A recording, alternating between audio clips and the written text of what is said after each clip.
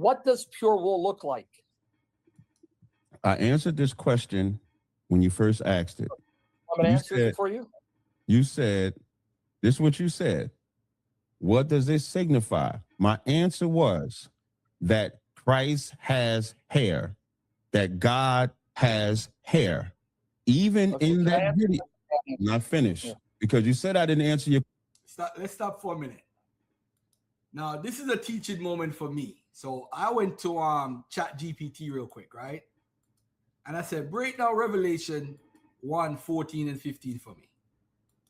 And this is what they did. Look at this. The true meaning is text, symbols, and sources.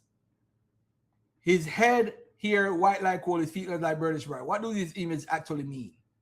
Now, when he says, what does the hair mean, or the head, or the wool, it has a specific meaning that's based off the Old Testament.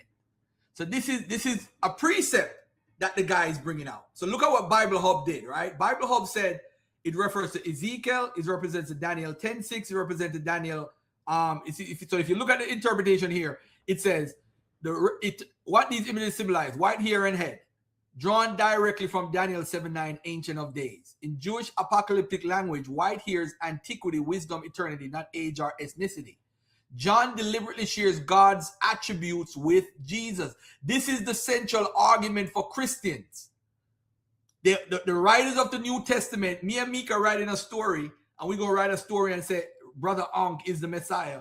We're going to use the Old Testament scriptures and put those adjectives that they use on Brother Ankh.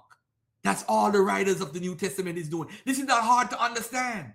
So this is why he's not the Father, but he's actually attached to the Father as far as also doing the same attributes what God did. So that also makes him a God. That's their argument. I don't have a problem with the argument. The problem is when we say the Bible don't say what it says, because you have a belief, so you have to stand with the belief. John deliberately shares God's attributes with Jesus, identifying him as divine. This is status and authority, not a physical description. This is where we get it wrong, because we want to say everybody's black. So Jesus was black because he had skin like burnt brass in an oven. That's black. Jesus is a black man. Rah, I was a part of the NOI. We taught that. We taught that in the Nation of Islam. So Jesus was black. So now when it says eyes like fire, omniscience and judgment. And how are they coming to this conclusion? They're using the Old Testament and the Old Testament meaning from the Hebrew. That's all they're doing.